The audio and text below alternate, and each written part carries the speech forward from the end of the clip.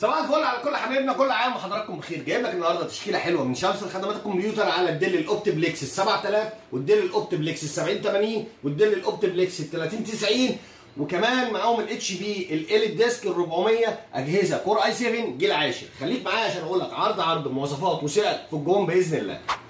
اول عرض معانا في الاتش بي الاليت ديسك ال 400 الكور اي 7 الجيل العاشر 10700 برامات 16 جيجا دي رام 4 هارد 256 اس اس دي، وسعر المكنه عرض حصري 18000 ونص بضمان 6 شهور، اجهزه فرز اول حاله الزيرو. خليك معايا في العرض الثاني في الديل الاوبتبليكس ال 3090. خليك معايا. العرض الثاني معانا في الديل الاوبتبليكس ال 3090 اجهزه برضه استيراد فرز اول الكور اي 7 الجيل العاشر ال 10700 برامات 16 جيجا دي رام 4 هارد بيبقى 256 اس اس دي ام 2 اجهزه استيراد فرز اول بحد الزيرو بضمان 6 شهور وسعره 18000 ونص. خليك معايا في العرض الثالث الديل الاوبتبليكس ال 7080 اجهزه فرز اول. خليك معايا.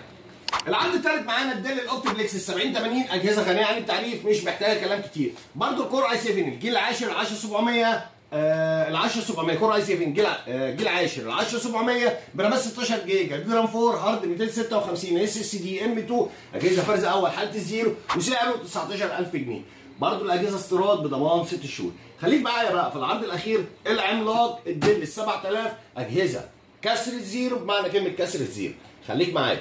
العرض الاخير معانا في الديل الاوبتبليكس ال 7000 طبعا كان بقاله فتره مش موجود، النهارده موفر لك منه شويه حلوين. المواصفات بتاعته الكور اي 7 الجيل ال 12700 برامات 16 جيجا دي رام 5 يا جماعه، الرامات دي رام 5 مش دي رام 4.